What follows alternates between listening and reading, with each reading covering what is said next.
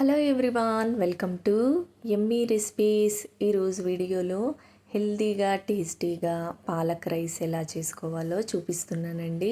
పిల్లలకే కానీ పెద్దవాళ్ళకే కానీ లంచ్ బాక్స్లోనికి పర్ఫెక్ట్ రెసిపీ అని చెప్పవచ్చు. చాలా తక్కువ టైంలో హెల్తీగా పిల్లలకి చేసి ఇవ్వాలి అంటే ఇలా పాలకూర రైస్ని ఒకసారి ట్రై చేయండి. ఇక్కడ నేను ఈ పాలక్ రైస్ కోసం మా ఇంట్లోనే తొట్టిలో పాలకూర విత్తనాలు వేశాను. ఈ పాలకూర అయితే ఎంత ఫ్రెష్గా తొట్టి నిండా ఎంత చక్కగా వచ్చిందో. ఈ పాలకూరని చూస్తుంటే చాలా హ్యాపీ అనిపించింది. మన ఇంట్లోనే మనకు కావాల్సినవి కొన్నైనా కూడా ఇలా మన ఇంట్లోనే పెంచుకున్నామంటే చాలా సాటిస్ఫాక్షన్గా ఉంటుంది, మనసుకి చాలా తృప్తిగా ఉంటుంది కదా.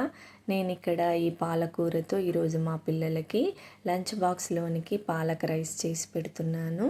చాలా టేస్టీగా ఉందండి, మా పిల్లలకి చాలా బాగా నచ్చింది.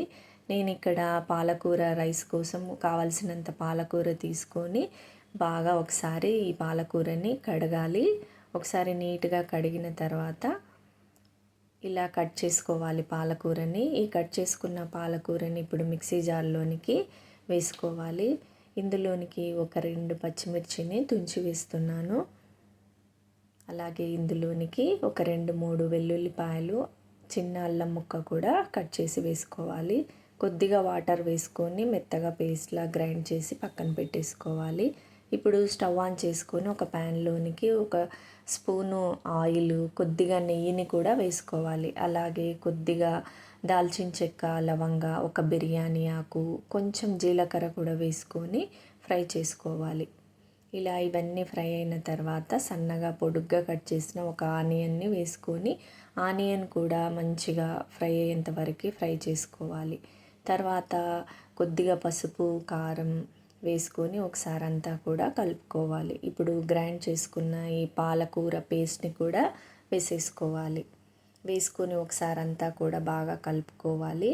ఇలా ఆయిల్ అంతా పైకి తేలి ఈ పాలక్ గ్రేవీ అంతా కూడా దగ్గర పడేంత వరకు ఇలా కుక్ చేసుకోవాలి.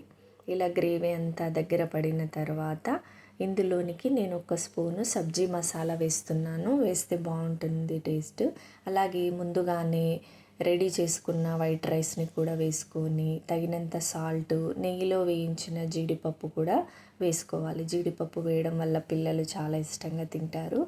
వేసుకొని ఒకసారి అంతా కూడా కలిసే విధంగా బాగా కలుపుకోవాలి.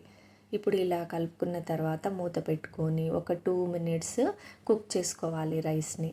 అంతేనండి, స్టవ్ ఆఫ్ చేసేసుకున్నామంటే హెల్తీగా టేస్టీగా పాలక్ రైస్ రెడీ అండి.